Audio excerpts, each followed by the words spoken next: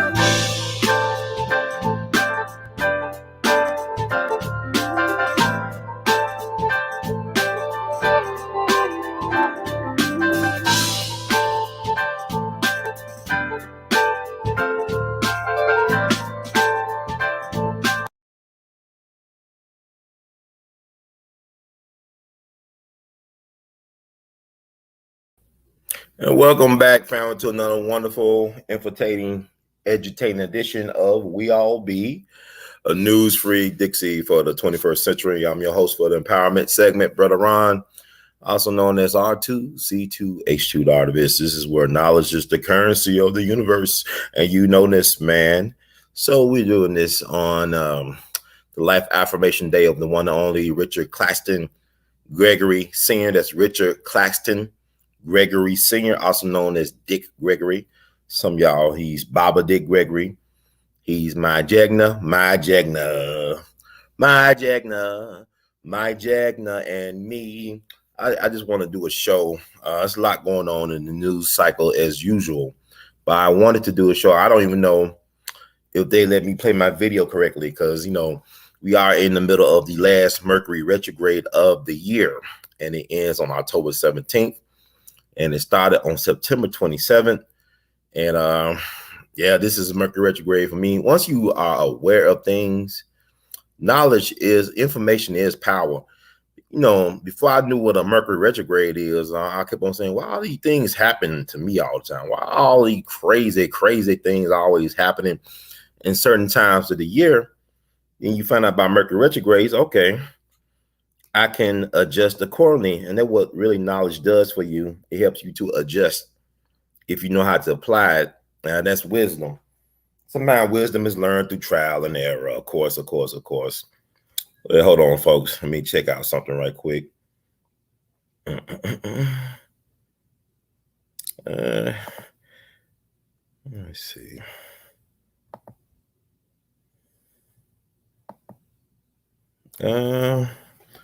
Gotta hook up something right quick. I'll be right back.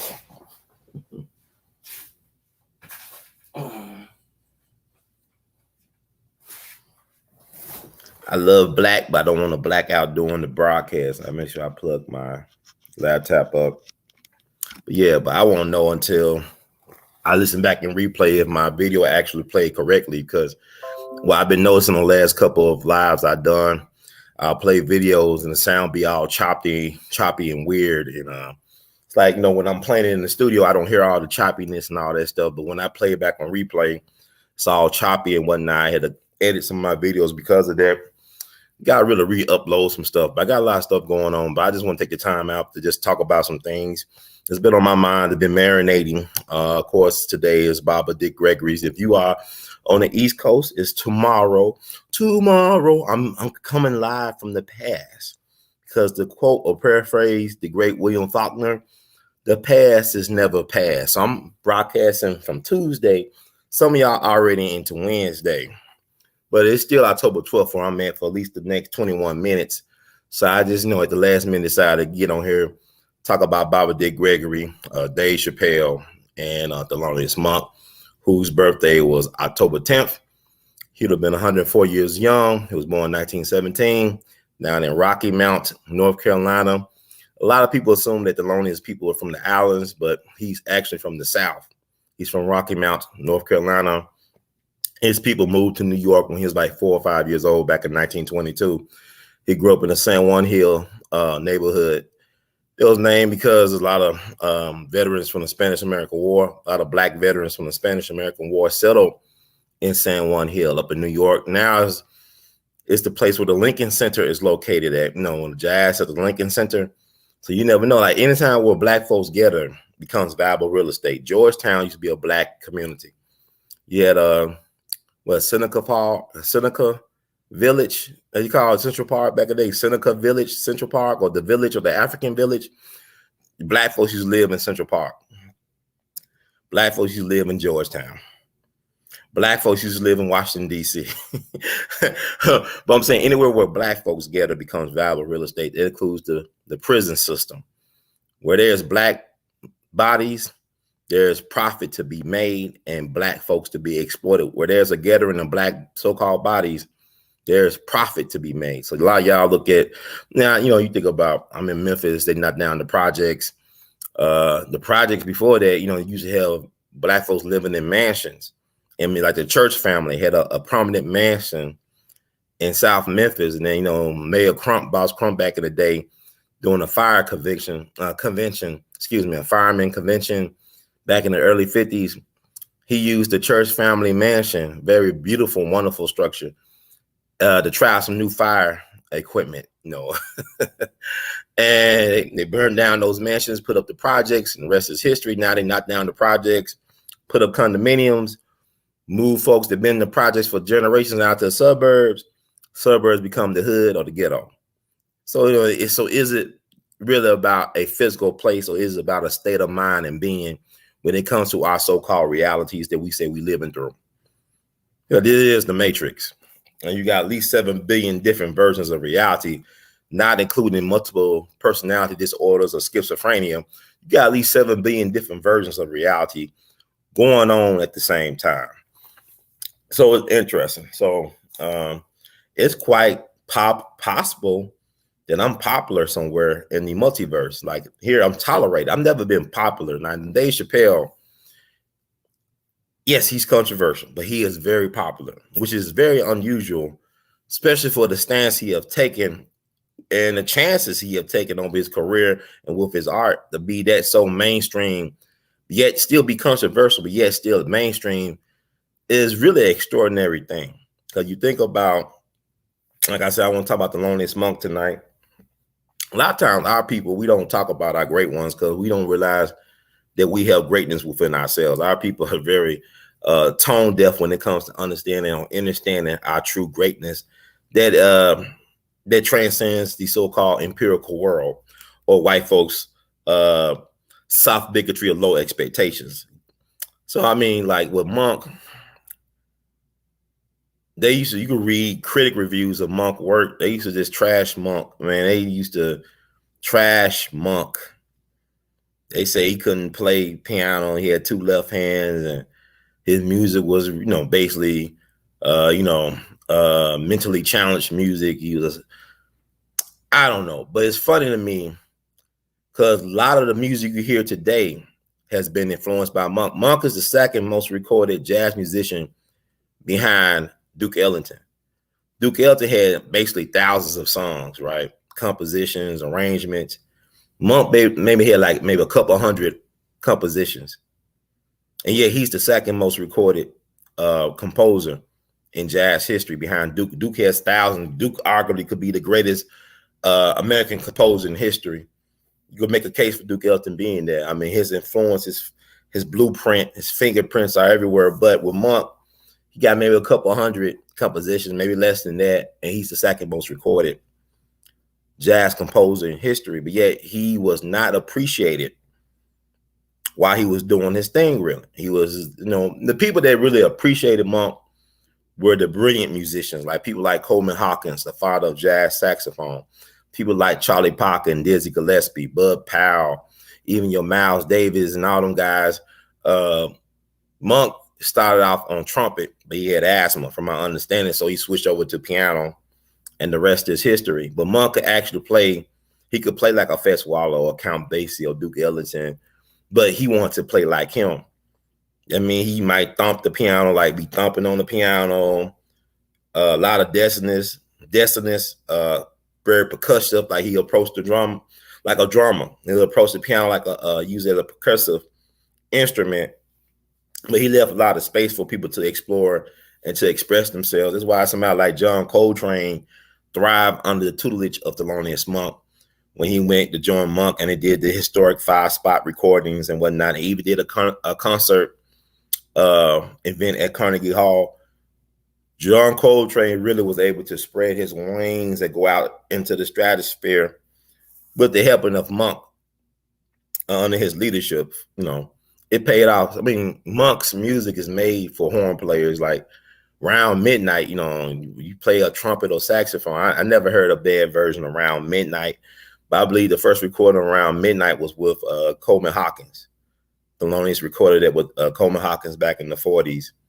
And I believe co-composer credit is given to the great Cootie Williams, the underappreciated trumpeter from Duke Ellington's band. He was, with Duke for decades, and he also was the godfather or the guardian of the great jazz pianist Bud Powell. Bud Powell, brilliant Bud Powell. He got a lot of praise. Everybody wanted to sound like Bud Powell, right?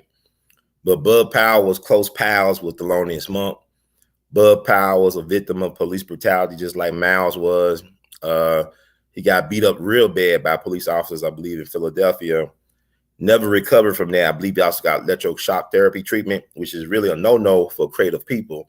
But I believe he did get electric shock therapy treatment, and he never was the same after that incident. But he had flashes of brilliance. You look at his discography and stuff. He did the quintet.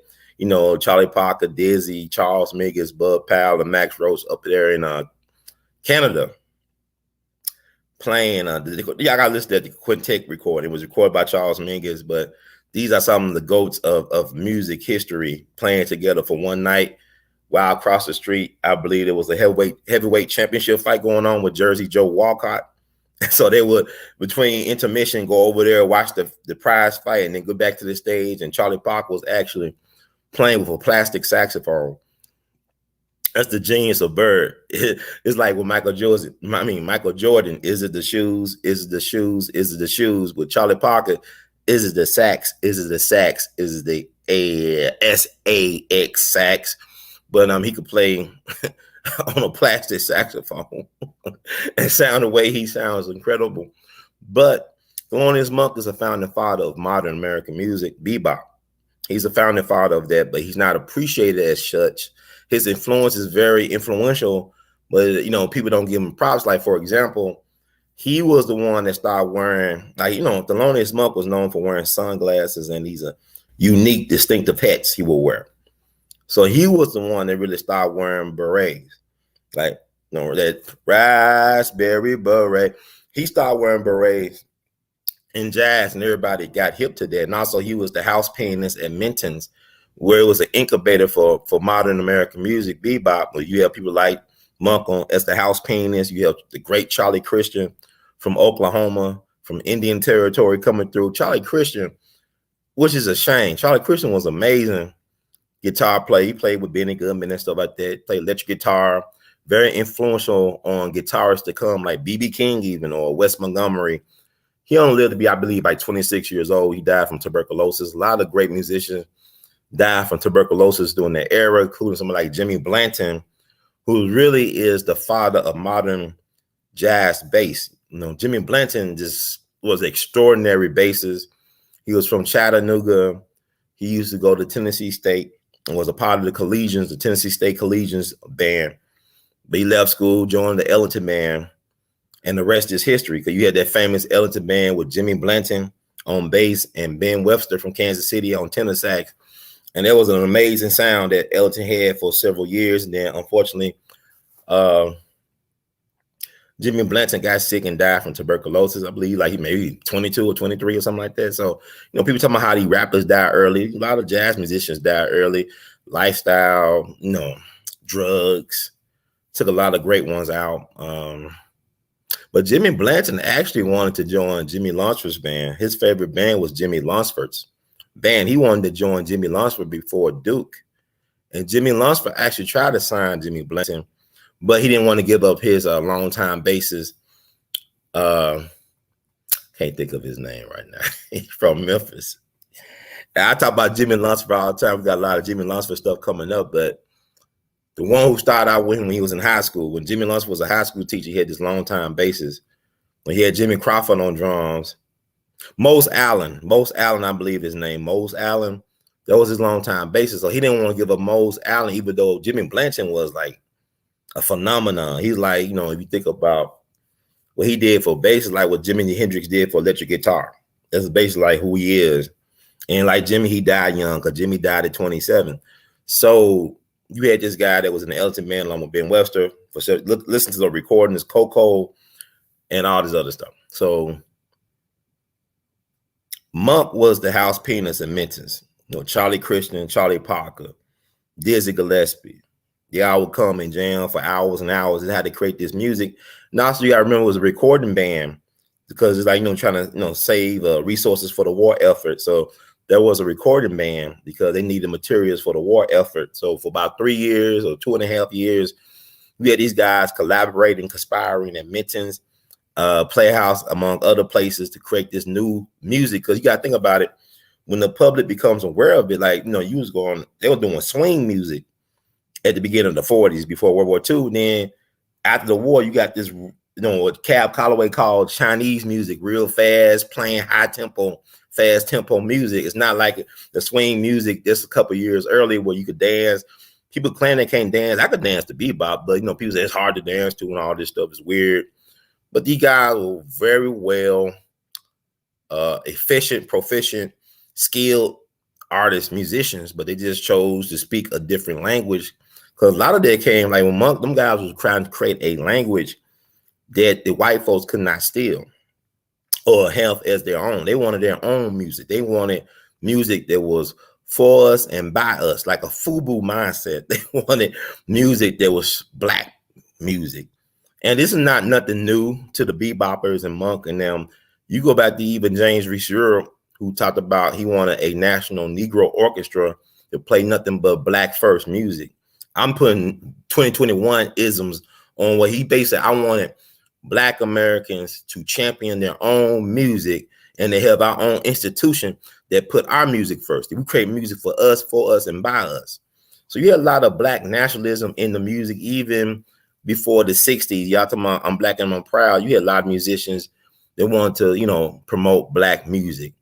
They wanted Black identity music. And Monk and them were trying to create a language, a vernacular that could not be easily appropriated by the white culture.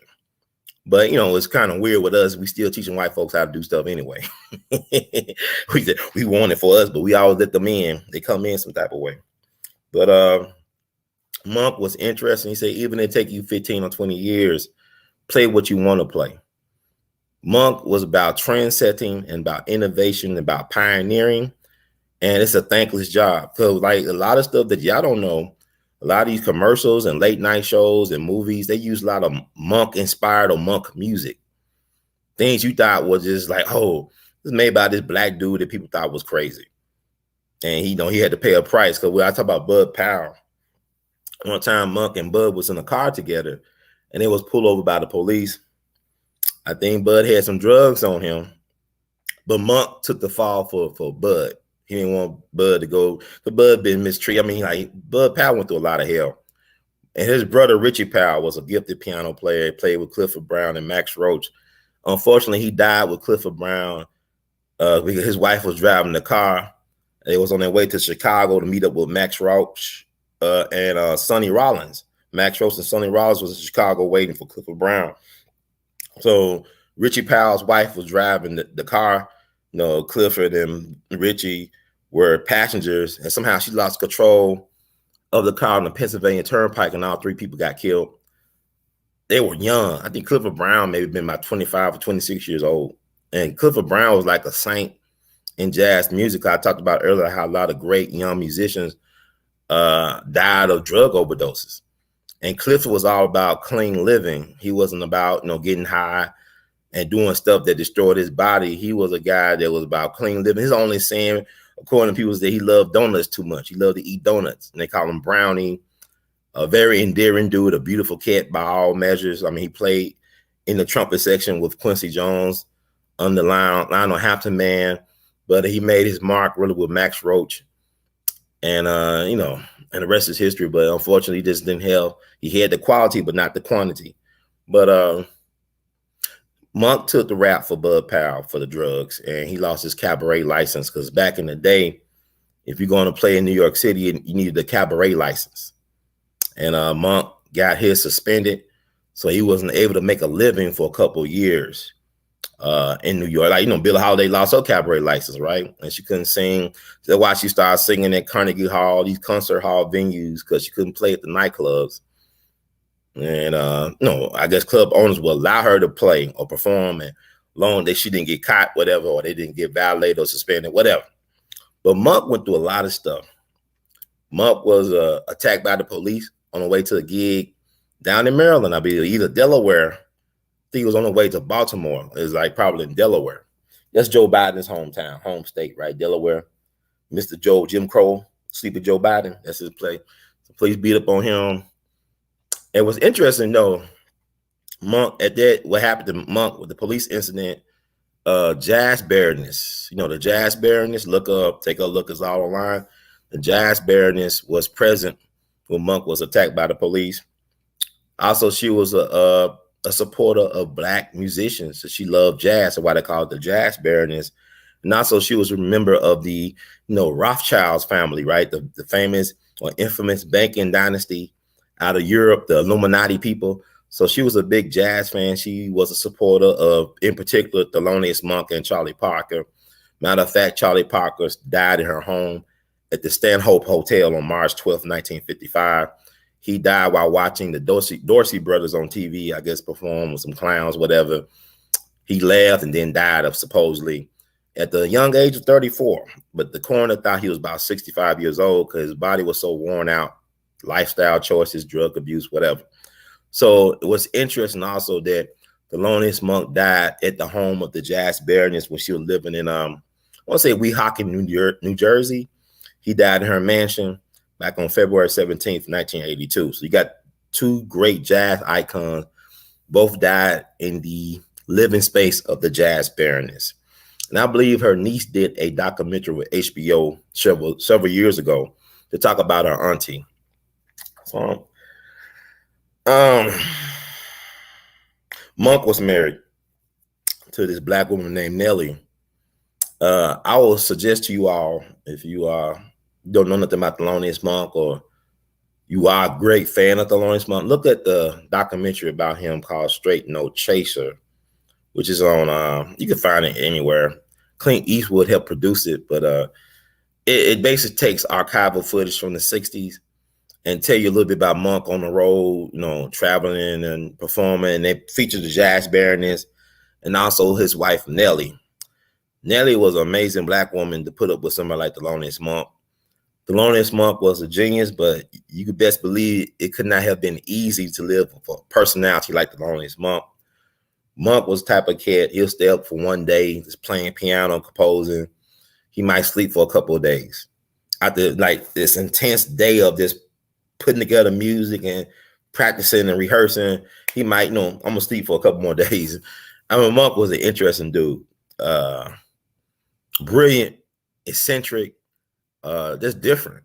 And his approach to life and all that. But thank God that Nellie saw something in him, because she had to, like it showed in the movie how they were collecting cans, even though he was getting booked, going to Europe and performing, sold out venues. She's still out there collecting cans because, she know them hard days. And there's been more lean days than full ones, or, you know, like they say for better or for worse, but she was a champion. And I don't think that we would have ever had a chance to really appreciate the genius of Monk if you didn't have that strong black woman, Nelly, holding him and the family down. So I give props to that sister, Nelly, because his success is just as much as her success. And also, I think what helped her, she allowed the jazz baroness, you know, to help her with Monk. Because I said he died in her home.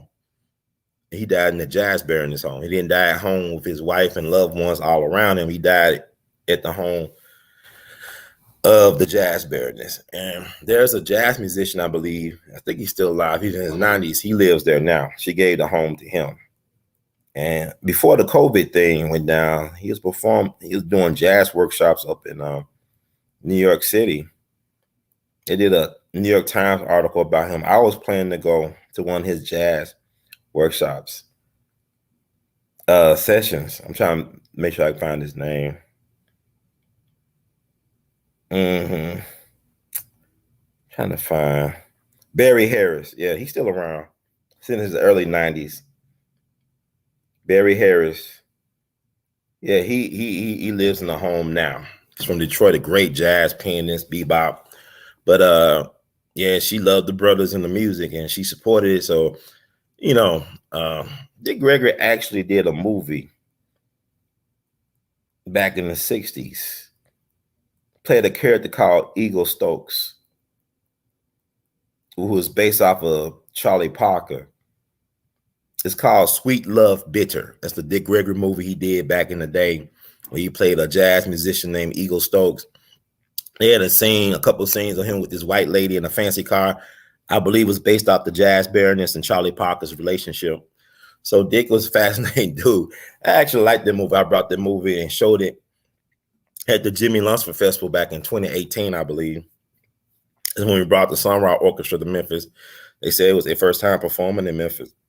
We made history with the Jimmy Lunsford Jamboree Festival, bringing in Sun Ra. But yeah, Sweet Love Bitter. And I think Mal Waldron did the soundtrack. Mal Waldron was a great piano player. I love some of the stuff he did with Steve Lacy, great soprano saxophonist. Both of them. He also was like Bill Holiday's pianist at the end, Mal Waldron. I think his name Mal Waldron. I don't know. I think that's how you say his name. It's Waldron. So Monk paid the price. He said, if it take you 15 or 20 years to get an audience, keep doing what you're doing and let them catch up to you. Monk was a master teacher, very patient. Like I said, his music was made for horn lovers. Around midnight, Miles Davis and John Coltrane did a great rendition around midnight. Even Amy Winehouse sung a great rendition, in my opinion, around midnight. I never heard a bad take of around midnight. That's why you know Monk was a genius, because even when you don't appreciate his piano playing, you got to appreciate these compositions he made, because like I said, he's the second most recorded jazz composer behind Duke, and his output is not what Duke was. Duke basically had thousands of songs he did, and Monk maybe had a handful, couple hundred. You can look it up exactly. Let me see how many songs. I'm gonna look it up, make y'all understand how many songs. Yeah, Thelonious Monk. That's what I love about smartphones and all this information at your fingertip. Wow. He wrote only 70 songs. Monk only wrote 70 songs, man. And he's the second most recorded jazz composer of all time.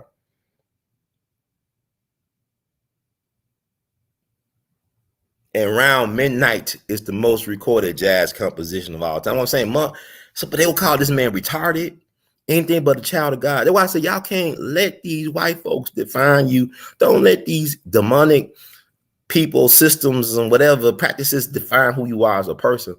Monk was just, man, they lambasted Monk. Monk couldn't, y'all don't understand, man. Like, it's crazy to think about it. A lot of this stuff is used for commercials now. Like I said, talk shows, late night shows, movies, they use a lot of Monk stuff or Monk inspired music. And this man was not really he didn't make a lot of money during his lifetime. But yeah, he only wrote 70 songs, the second most recorded jazz musician after Duke Ellington, who wrote about, let me see how many songs Duke wrote.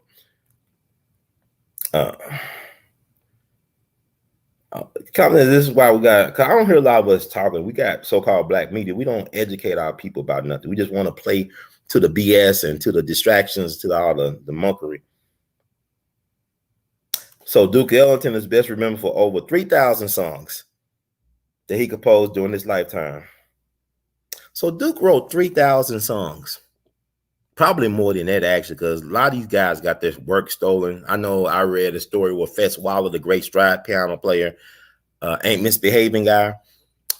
They said he used to go down to Tin Pan Alley. This is where all the white people hang out, in the music industry.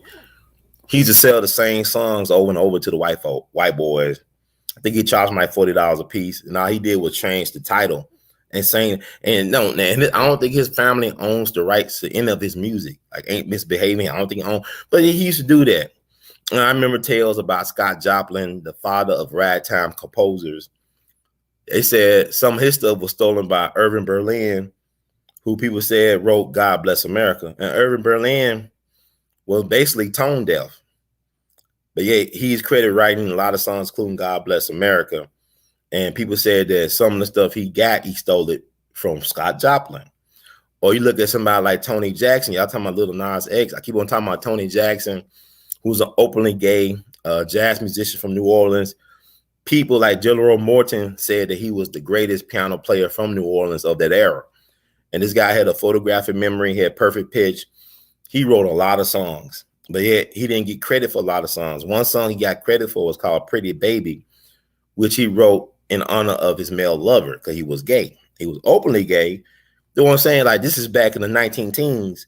And people say, oh, man, you're homophobic and transphobic black people. Black folks say, well, he could play the music. He could play. He's a great musician, like Luther Vandross or anybody. I mean, we appreciate talent. It ain't about your sexual preference with us. It's about, can you play or can't play, or do you have the talent that gets us talking about your music instead of about your sexuality?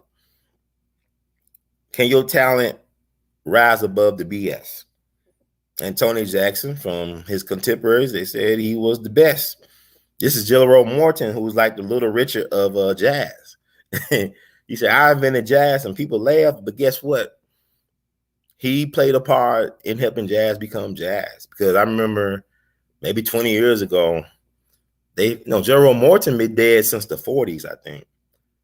Early 40s at that. And they found new compositions here that were written decades ago. It was written back maybe in the 20s. And they looked at the compositions like, damn, he playing bebop. Like, his arrangements, the way his compositions were arranged, it's like it's bebop music, but it was done in the 20s.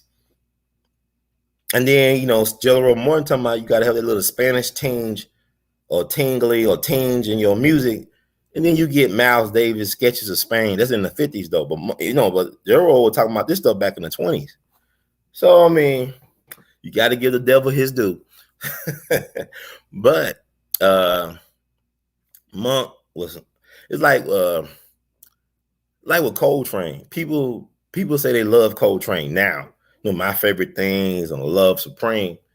But back in the day, them critics were hurting Coltrane. They wrote horrible things about John Coltrane's music.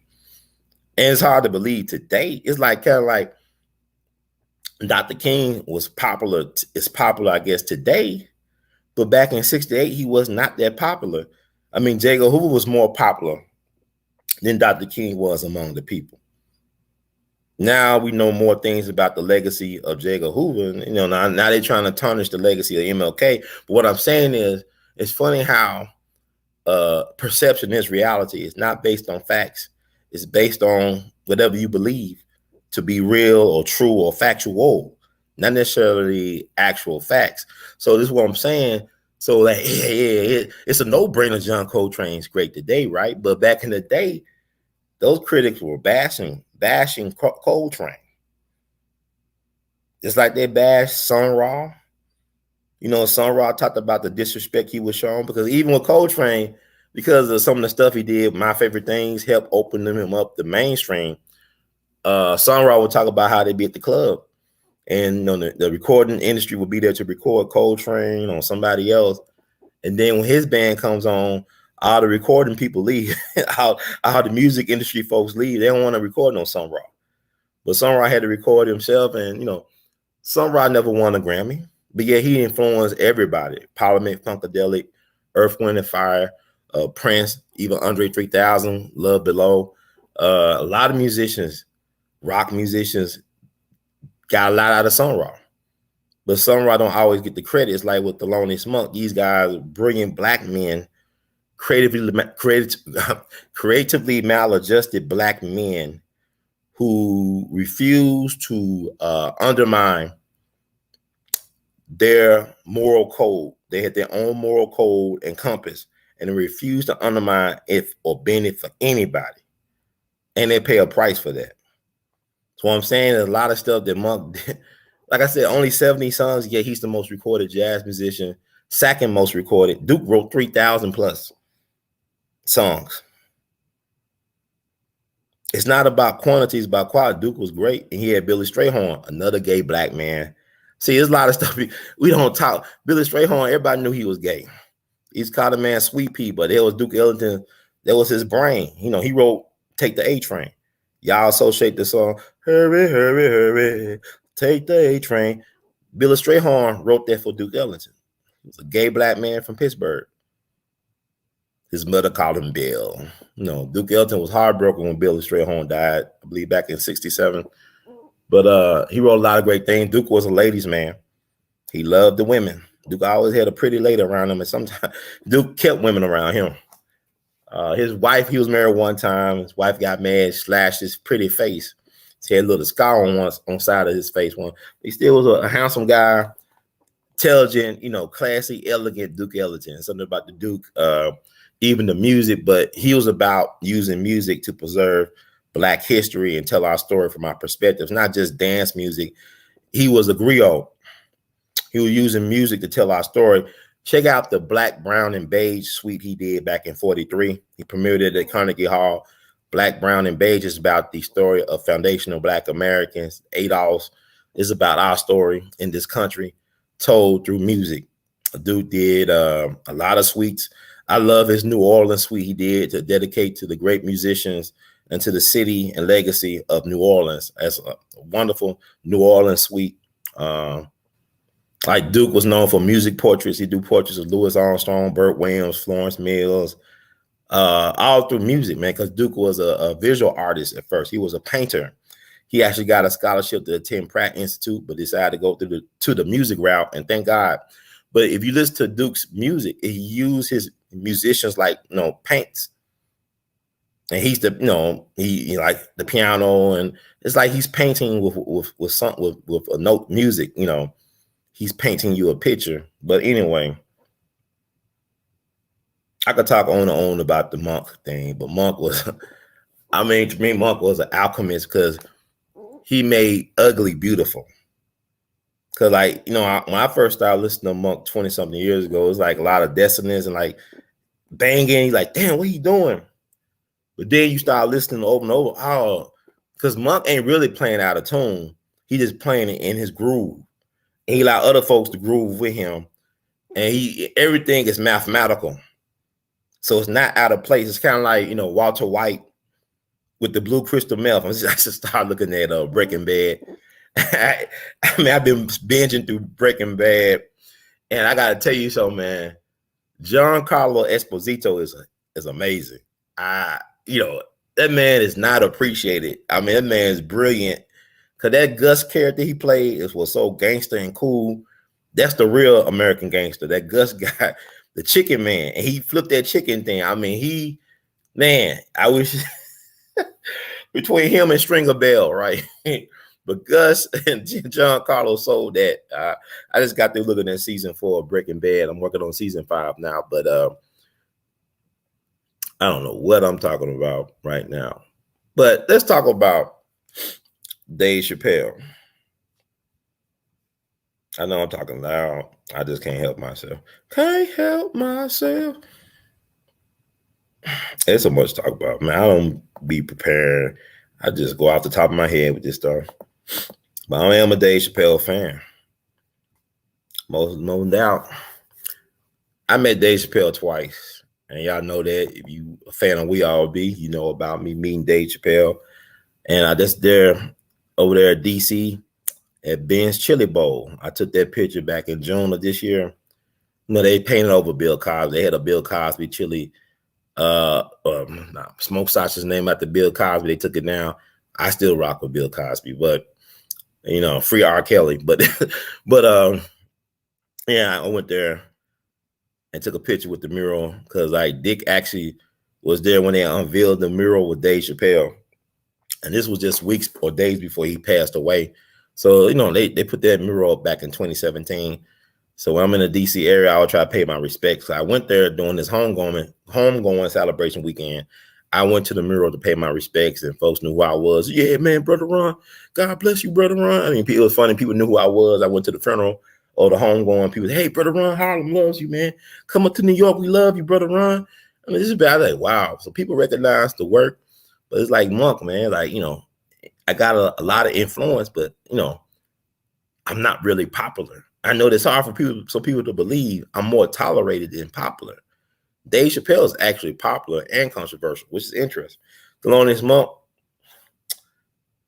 was not popular like he should have been, but he was well respected by the right people because they didn't give up on Monk getting his stuff out there and amplified to the masses. And thank God they didn't. But Monk believed in himself, just like Dick and they believe in themselves. Dick will always say, my truth does not need to be validated by your ignorance.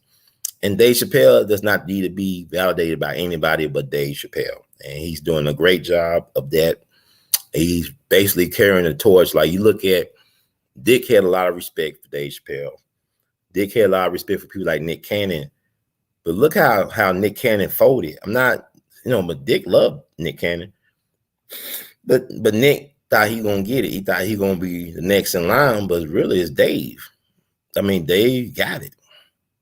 Dave got it, man. He understands or understands what it is. And he's bigger than just being a comedian. It's not about comedy. People say, well, the last episode, the closer was not that funny. It wasn't supposed to be funny. It's like you listen to Charlie Parker. Charlie Parker is a great musician, but everything ain't meant for dancing. He wants you just to, hey, why don't you stop dancing and pay attention and listen to what I'm saying? Like that's how Dave Chappelle is. Like Charlie Parker, they both Virgos. Pay attention to what I'm saying, and they both born in August. You know, I think Dave was born August 24th. Charlie Parker born August 29th. Virgos are unique, but I'm saying, yeah, I want to entertain y'all, but this is some serious stuff here. Let me listen to what I'm doing. Like Bird wants you to listen to what he was playing, not always just dance and be distracted and unfocused. And that's the same thing Dave is doing. He happened to be a court jester, but he's not about the jokes first. And he's teaching us because he comes from a long line of educators. Like I said, I met his mom, Dr. Yvonne Sayon, something like that. But she actually was hand selected by Patrice Lumumba to supervise his Congo Dam project. He picked her when Patrice Lumumba, the prime minister of the Congo, came to America. He wanted to meet with the white Eisenhower, who was the president of the United States at the time. The white D. Eisenhower would not meet with him. And so he met with a delegation of black students and graduates, young black students and college graduates at his hotel. And he was very, very impressed with Dave's mom because like one thing, not only was she a phenomenal or is a phenomenal intellect, but she was fluent in French, and that impressed him. So he hired her on the spot, probably realizing that his days would be numbered. But Miss Chappelle is really a pioneer in doctorate programs in America for Black studies. So she's one of the pioneers for doctorate studies for Black studies, you know, creating PhD programs, doctorates for Black study. You know, all the Black studies or African-American study departments around the country owes a debt to people like Dave Chappelle's mom.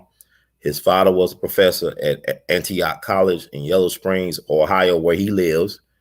It's not by coincidence, you know. Antioch also produced Coretta Scott King, the wife, matriarch, torchbearer for the King legacy. She went to Antioch College in Yellow Springs. So they come a very progressive, radical. Then his great-grandfather, William Chappelle, bishop, I think, AME Church. He was also the president of Richard Allen University in South Carolina back in the turn of last century. So they come from a very distinguished background. And also his father was very prominent in the divesting out of South Africa movement back in the 80s. So they come from very highly educated people, very accomplished, people-oriented, educated-minded people. He just so happened to be a comedian. I remember watching a documentary about Dave Chappelle years ago. He had a conversation with his father. He told his father, basically, I'm not going to college and pursue my career as a comedian. And his father asked him, how would you define success? He said, if I could make the same amount of money you making while telling jokes, that's success to me. Then his father said, okay, you good. Okay, so this is what you want to do. You said your idea is that if I could make a living, let's make it. He didn't say I want to be a multimillionaire. He said, if I could make a living telling jokes, make as much money as you teaching people. And Dave is a teacher. He's a master teacher. He's one of the master teachers of his generation. So he's more than just a comedian. He's not just a comedian. It's like Mark Twain is not just a writer.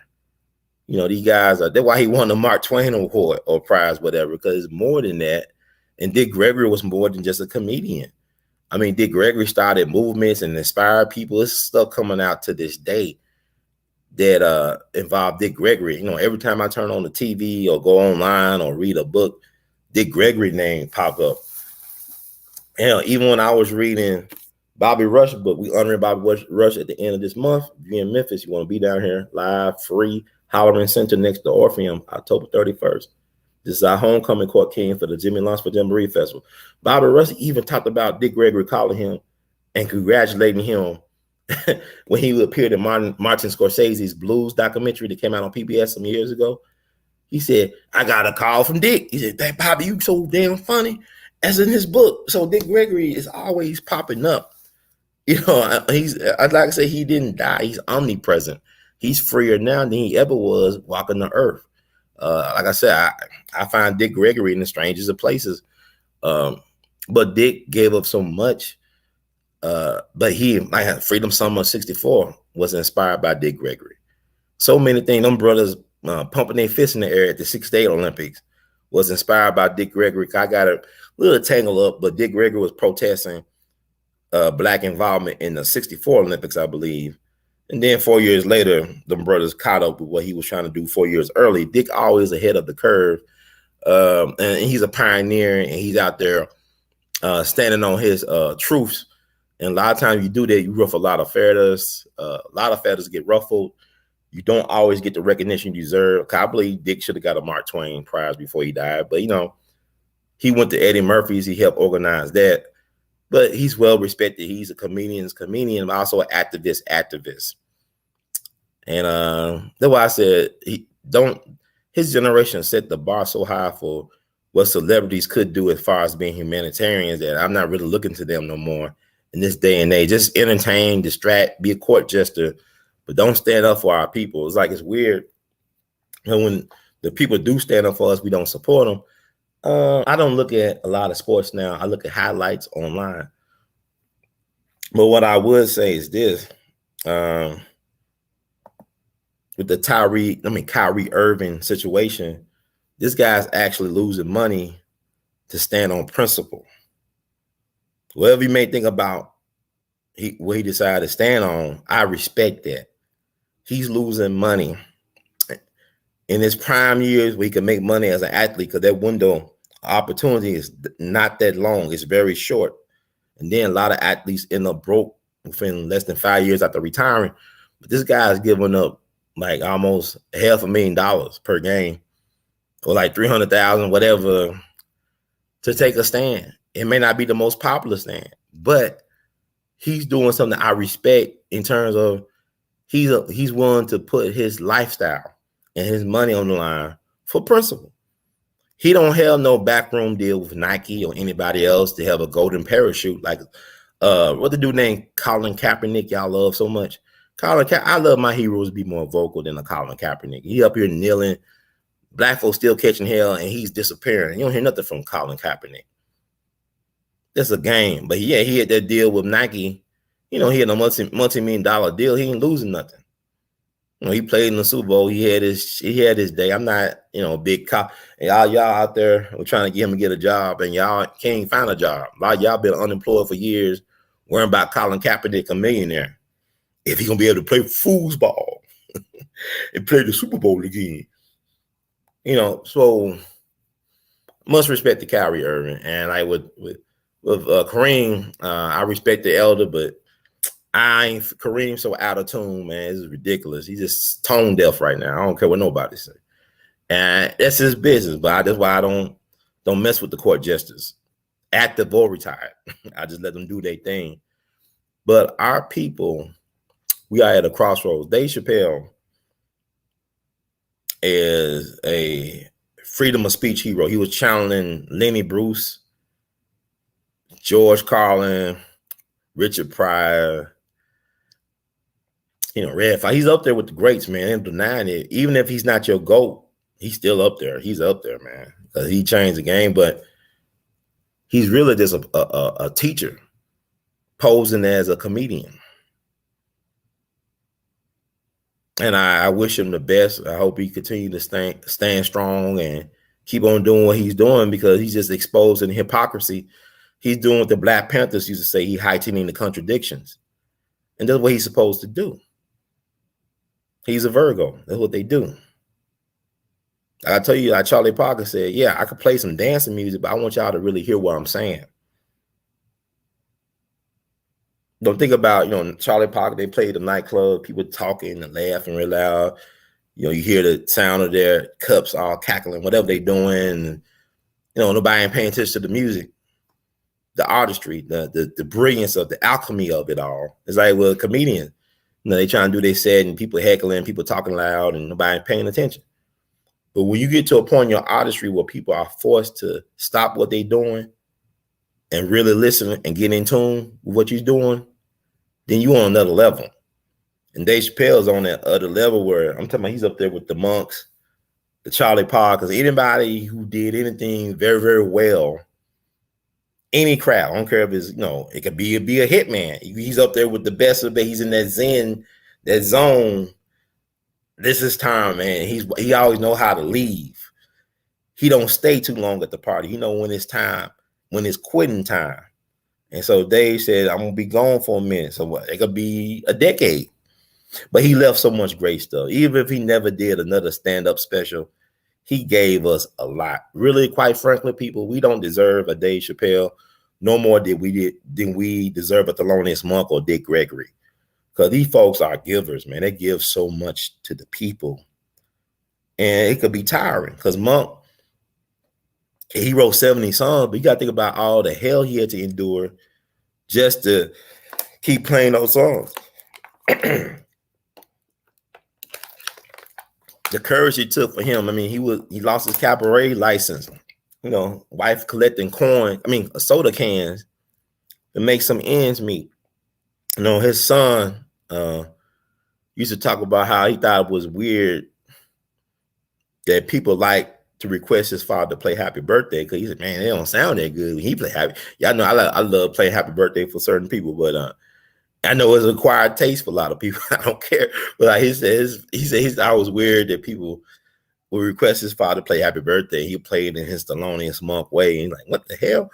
Then he thought it was weird that some of his music heroes like Miles Davis would be like children around Monk. They act like they was getting their toys on Christmas Day, just interacting with Thelonious. And then he said, years later, I recognized the greatness of my father. I didn't know he was great. Like, I didn't know what greatness was.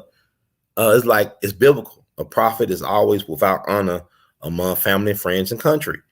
So it's like, even I saw a documentary on Andy Warhol, and when they had his funeral in Pittsburgh, I believe, and one of his brothers were interviewed, they said, I didn't really know who Andy was until his funeral. He got heads of state and celebrities, A-list people. They're crying and paying homage to Andy. I thought you just little Andy. It was always sickly. The way he thought his brother, even his brother was a grown man, he never saw his brother as the world saw him. You know, so like y'all get mad because they won't let me live my life. I change. Well, change your zip code, change your address. Get away from those people that won't let you, live your life now. Live your best life. You might have been caught up in some stuff back in the day and be, oh, that motherfucker caught in this and that now.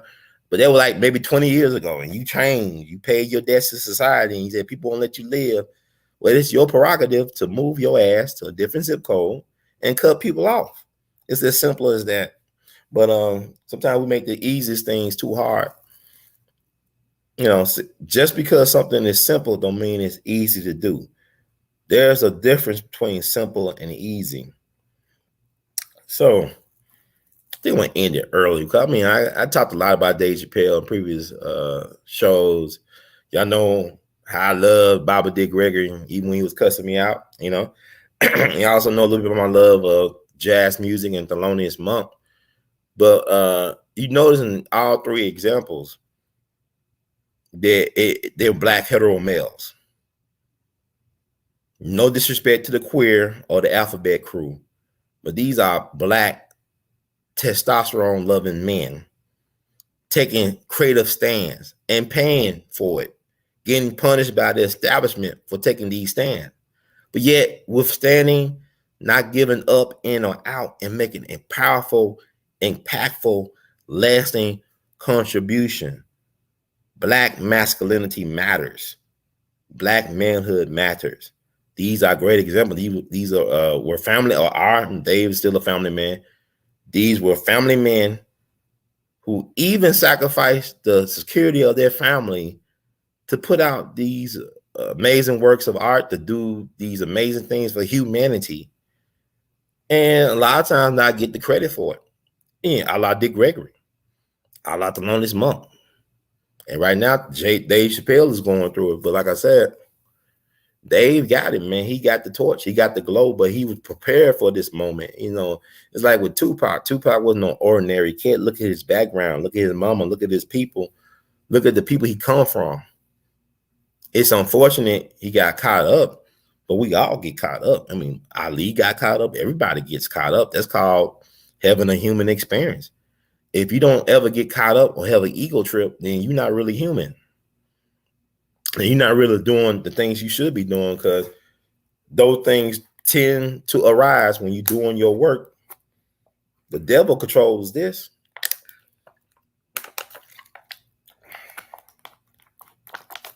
You're doing your God work in the devil's playground. So, yeah. But I just want to make sure I do a show. And we could talk about this later, have people on. Just want to give y'all some, and the John Gruden stuff. I don't know all the particulars. I knew he resigned because some emails from 10 years ago, people talking about he offended the alphabet mafia. He might have said some racist stuff. I don't care. A lot of y'all care about people liking you when you should be more concerned about loving yourself. When it should be about self-respect. Everything you want out there starts from within. Everything you want out there starts from within. You gotta love self. You gotta like and respect self. Nobody else can do that but you, for you. Don't be too concerned about what people think. You can't control people's thoughts. I won't waste my life spending too much time thinking about what people think about me. I used to do that when I was younger, but time is not on my side. So I'd rather spend most of my time doing the things that really interest me. And by me doing that, it allows me to be a better version of myself. And I'm able to contribute a unique contribution because I'm doing it out of self. Like when Monk was playing the way he was playing, he could play like everybody else, but he wanted to play like him. Because like he said, to be a genius is just to be yourself, to be honest with yourself, to be open with yourself, be loving with yourself, and to do for self so you could do for others. Because by you doing for self and inspire others to do for themselves. So you create a community of doers. You got to take risk, man. Life is not fun without risk. No risk, no reward. Dick Gregory took risks. Thelonious Monk took risks. Dave Chappelle taking risk. And I stand with Dave. They come up from a long line of freedom fighters and people who love humanity, love to give, love to serve the best of their abilities and gifts. And I want to encourage whoever's listening to this message to also be encouraged and to be inspired to share the best of themselves with humanity, to give more than you receive, to leave the world, this space, in a better place than you came into, by any means necessary. So with that said, I'm going to slowly wrap it down. There's no need for no 3-hour marathon. I say, well, but John Gruden thing is like, even when they removed Tony Dungy when he's a Tampa Bay Buccaneers coach, they took Tony Dungy, and then a year later, the Tampa Bay Buccaneers won the Super Bowl, and they gave the credit to John Gruden. And John Gruden was never impressive to me. I think he's better as being a quarterback coach or assistant to coach. He should never be a head coach. But it's like the same thing with Mark Jackson and Golden State Warriors. Like, I don't have no problem with Steve Kerr, but I'm saying Mark Jackson helped create the locker room culture and the atmosphere. No, Mark Jackson's a minister too. In their locker room, for them to be able to achieve the things that the Golden State Warriors did as far as the dynasty. But you don't hear about Mark Jackson talked about that much when it relates to the success of the Golden State Warriors. It's like when Tampa Bay Buccaneers, before they got Tom Brady, Tony Dungy was building up a locker room culture. I mean, he's a Christian man. I'm not here trying to promote no Christianity or anything. I'm just saying that he had a moral compass about him. He's like, he was a decent guy. Well, he is a decent guy. I know that his son committed suicide, whatever. I don't know what's going on with that, but Tony Dungy should have got credit. He should have got a ring when Tampa Bay won, with John Gruden as the lead. But it's like black people strange. He got you believing that black folks couldn't be quarterbacks, but look at Doug Williams. Shit, look at Patrick Mahomes. Look at so many other Warren Moon. Oh, you can't be a pitcher, black man. Bob Gibson. Hell. Doc Gooden, man. Y'all forget them New York Mets was amazing. Doc Gooden and Darryl Strawberry should be in the Hall of Fame. But drugs is a hell of a drug. Cocaine is a hell of a drug. You know what I'm saying? Rick James would say, but you look at what Darryl Strawberry and Doc Gooden, Dwight Gooden, who's also the uncle of Gary Sheffield, who should be in the Hall of Fame too. I mean, black people, we are amazing, but we let these people limit our view of ourselves.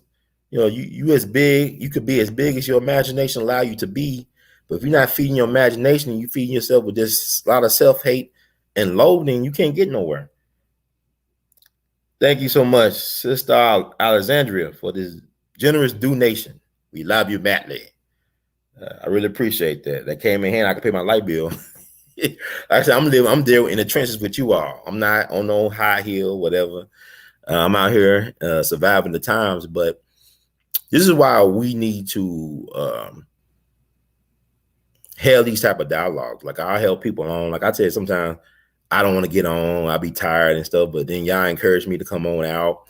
Every time I try to get out, y'all pull me back in, Michael Corleone and Godfather. But there's so much to talk about. And sometimes I look at what people are doing. I respect a lot of people doing what they're doing, but we're not really feeding what people need to be fed. And I'm just trying to offer a different perspective on things as it relates to my own experience and all this. Also October 12th is the anniversary of Louis Armstrong marrying his fourth and final wife, Lucille, who finally gave him a home. They got married October 12th, 1942. Now, this is my picture with Louis and his wife from Memphis, Lil Hart Armstrong, a black woman that made him a superstar. And that's what I'm saying. Like, people, ladies and women coming to me, I don't know. This is something about, I guess some women like this beard. I don't know what it is. Women like, you lost weight. They coming up to me. Oh, you need you a good woman. You need to have a family. I said, okay, if it happens, it happens. But my thing is, I can't get with nobody that's going to bring me down. I need somebody to help build me up. And like, I used to think that I'll be able to build an empire with somebody when I was younger, but now it's like I got to build it myself. I just got to have somebody that will be a helpmate and not an obstacle.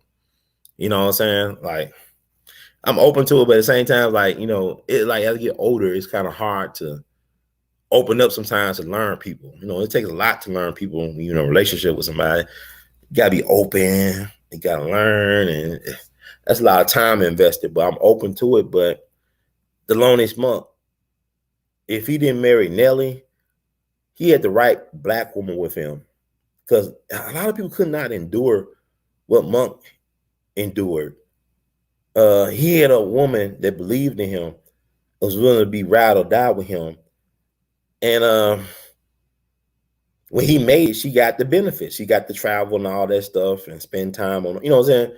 But I don't know too many people that can put up with that. It's like when people tell me, well, I want to marry somebody like Dr. King and Malcolm X. Are you crazy? I mean, I understand and I don't understand. I understand like the idea, oh, it's idealistic. You look at the pictures, but really, Coretta was alone. For most, Betty was alone, raising no kids. Them guys are always gone. You want somebody gonna be there in the home to help you rear your children. The guy, I mean, Dick Gregory was gone. Dick Gregory had 10 kids. He had 11 kids in all.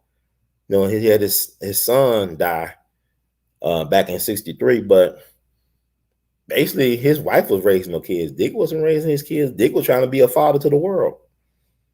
No disrespect, but he was honest about it. His kids honest about it, but he left them a good name and a legacy. He was no deadbeat dad. Dick Gregory was far from a deadbeat dad. He was just not always there every day dad. But he left them a powerful name and legacy. And thank God for Mother Lil. You know, her birthday is on November 24th. Y'all love Dick Gregory. Remember his wife who helped him become who he became. Remember her birthday, November 24th. Remember their wedding anniversary date, February 2nd. They was married February 2nd, 1959. Remember Baba's passing August 19th. Remember his birthday, October 12th. All you Dick Gregory files and Baba's chosen. The man left a lot for us to chew on. And he anointed me to feed her, but I'm going to keep on feeding y'all. Let me get out of here. I can't believe I'm doing the show right now, man. Nobody knows. It's like 2021 has been crazy for me.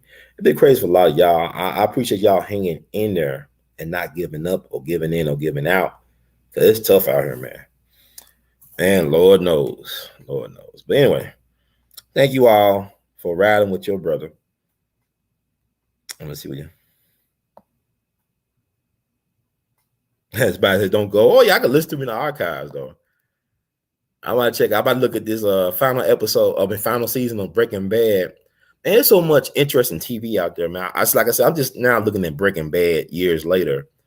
I think, damn, this is a good show. But that season 4, y'all never seen Breaking Bad, do it y'all business to check it out, especially season 4. That thing was amazing.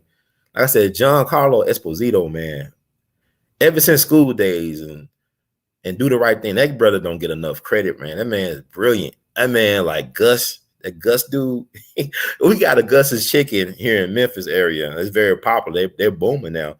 Gus's Chicken you can find them in Los Angeles. I know I tried them in Atlanta twice and in St. Louis. They don't it's funny because even in the Memphis area, like their chicken is different. Some places they're wet. The chicken is wet. Fried chicken is wetter. Some is dry, but it's still good chicken. But yeah, the guy was named Gus, and he was like a gangster from Chile. he took down the Mexican cartel. It's just crazy stuff. It's just like, I see why people say Breaking Bad is one of the best TV shows of all time. Walter White and Bryan Cranston is an amazing actor. His range is amazing. Anytime I see a show or movie with Bryan Cranston in it, I'm watching it. I don't care what it is, because that man, it's certain actors you could always depend on, even when the script is not that strong, is weak or whatever.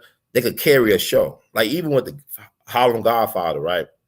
Or Godfather Harlem, Forrest Whitaker, he's an amazing actor. He can carry some stuff. But that Breaking Bad season 4, oh my God. Yeah, I know I'm late. I'm almost 10 years late with it, but it is what it is. Thank you, brother Derek. We love you madly.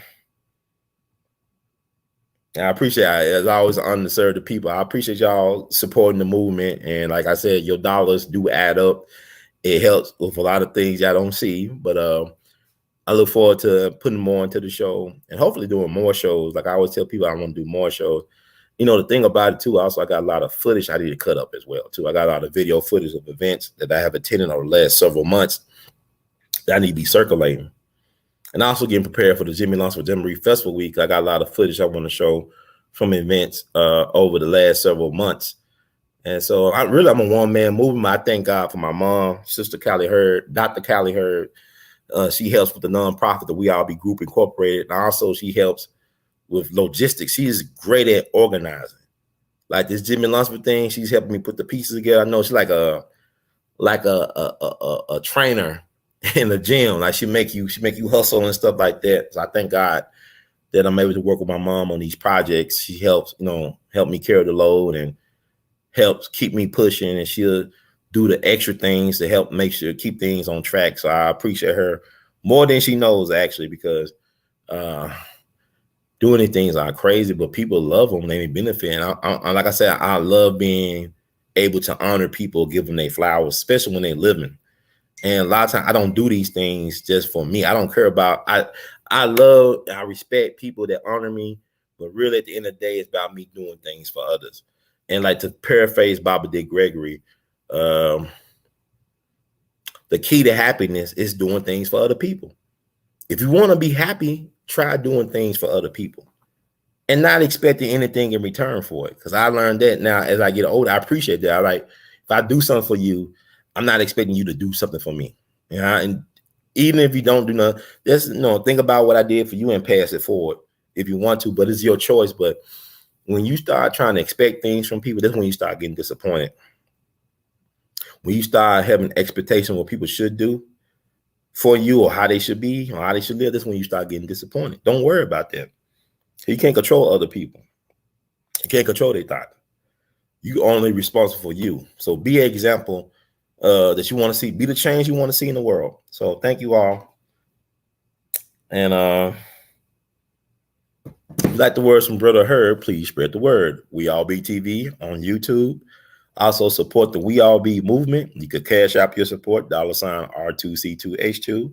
That's $R2C2H2 is right here. $R2C2H2. You also can Google Pay and PayPal and Zelle your support. Email r2c2h2@gmail.com.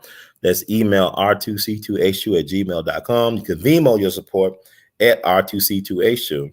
Also, you could buy art of his art. See that? Louis Armstrong, high five, high seven. r2c2h2.com. That's r2c2h2.com. You can also wear art of his art. You see, I got the Dick Gregory 3 kinds. You got Dick Gregory, Paul Mooney, Richard Pryor. They actually autographed this. Paul Mooney, Dick Gregory actually autographed. We just lost Paul Mooney this year. But I went down to Atlanta back in 2014. I did some artwork. Like I'm good at doing stuff real fast. It might not be the best, but I could draw real fast. So I did something right before I went down, and Dick had his mouth open when I saw him in Atlanta that May of 2014. So the 3 Kings autograph, the original been autographed. Go down to the below the description box to the shelf to our official Teespring store and get access there. Get some of these great shirts I got with some of my artwork on it. Thank you for the donation, brother. It's an honor because a lot of times I got hours and hours of Dick Gregory stuff, and I don't even listen to that stuff. Sometimes be years before I listen to anything. Y'all be telling me about shows I didn't know I did. And one day I would like to remaster some that, like make it more accessible, improve some of the recordings, if it's possible, engineering and all that stuff. We'll see. But for the most part, I did what I had to do. Thank you, Derek, for your donation and for your thoughtful comments. Thank you, Sister Alexandria.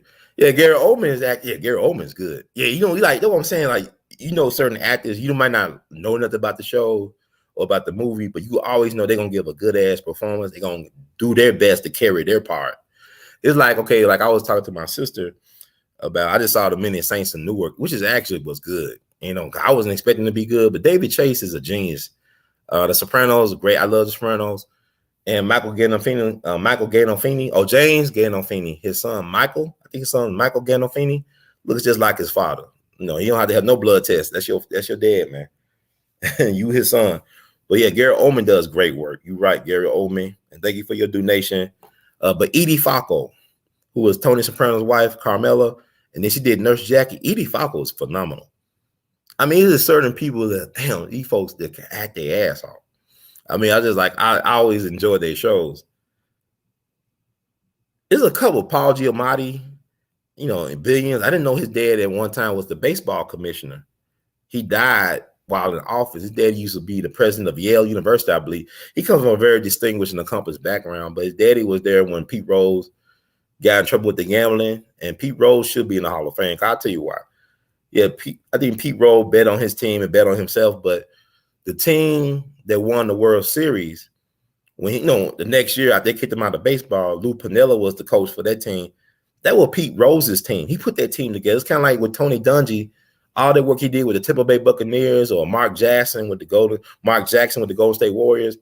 Soon as they're about to get, win their championship, they get kicked out. The guys who actually helped build the team and the culture. It's interesting.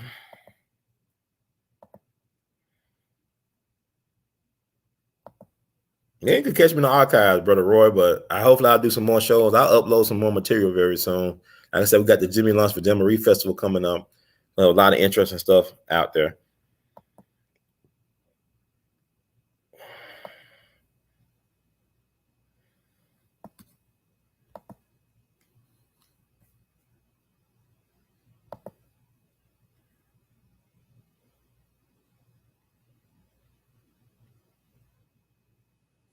Well, our people are interested because you got to understand with us, like Jimmy Lunsford. Now, I talked to old heads, elders in the 80s and 90s. They know who Jimmy Lunsford was. They tell me, oh, man, Jimmy Lunsford was the best. Jimmy Lunsford was more popular than Duke Ellington, Cap Calloway. He was more popular than Duke Ellington, Cap Calloway, Count Basie during his lifetime. Black folks loved Jimmy Lunsford. He had a very danceable 2-beat sound that gets you on the dance floor. I was listening to Jimmy Lunsford earlier yesterday, and I couldn't stop shaking my head. It's from the 40s and the 30s, but he had a distinctive sound that everybody loved. But when the people who call themselves your fans don't tell your story, then you get no glory. Because when Jimmy Lunsford died when he was 45 under questionable circumstances, Duke and Count lived to their 70s, so they was able to get on TV, to be seen, and all that stuff. See, longevity has its place. You know what I'm saying? Dick Gregory lived a long time. He lived longer than Martin and Malcolm and a lot of other people, so he was able to get some of his flowers because he got into the period in his 80s. They called it the Uranus return. Uranus return. Look it up. This is when you're in your 80s and you start getting your flowers. If you live into your 80s, you did some unique things over your life, you start getting recognition and your flowers. So Dick was in his Uranus return right before he left the planet. So God bless Baba Dick Gregory and his family. We love you madly. I appreciate that. You are appreciated.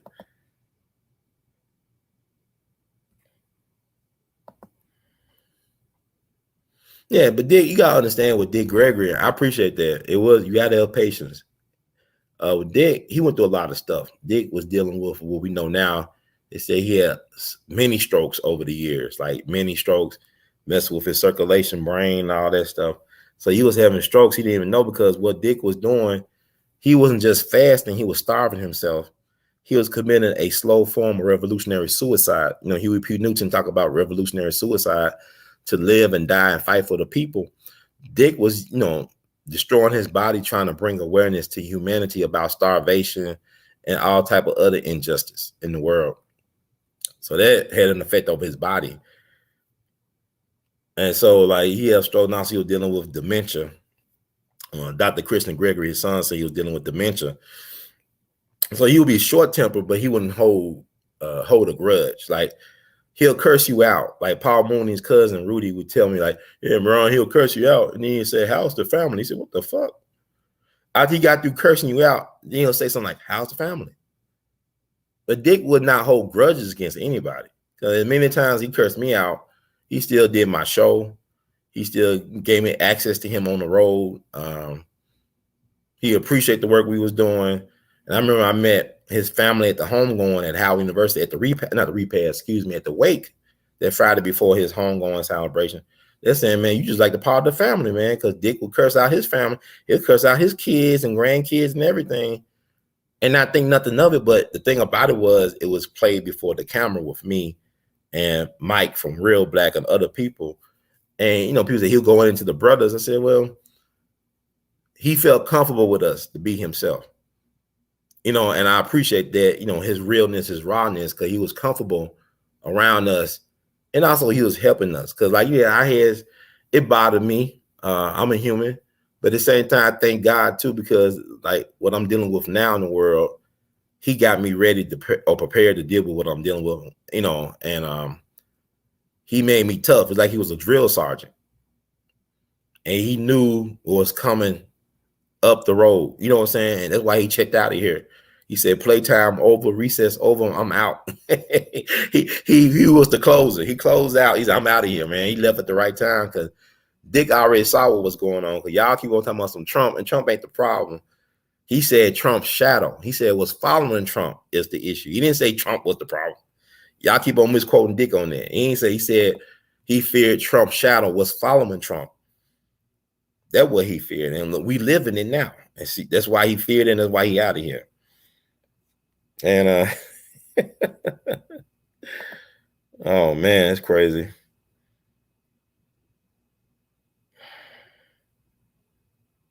Thank y'all for tuning in. I'm about to get out of here. I like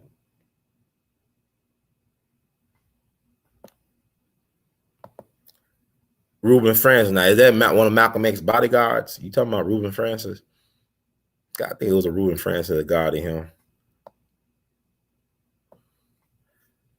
Well, anyway, let me read. Thank you all for listening tonight, watching, and those who will listen and watching, we love you madly. Let me read the disclaimer. And let me start watching Breaking Bad. The final season. Disclaimer: the views expressed by hosts and guests on the We All Be TV platform are not the official views, opinions, beliefs, or perspectives of We All Be News or the We All Be Group Incorporated. We All Be News is an organization that thoroughly believes in supplementing the information narrative that is usually supplied by the corporate news entities with those viewpoints and expressions which may be marginalized or ignored for a plethora of reasons.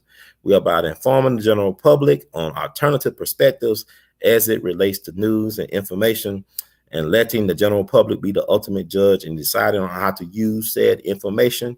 Informed citizens are responsible citizens. Thank you for your support, and thank you all for being very patient.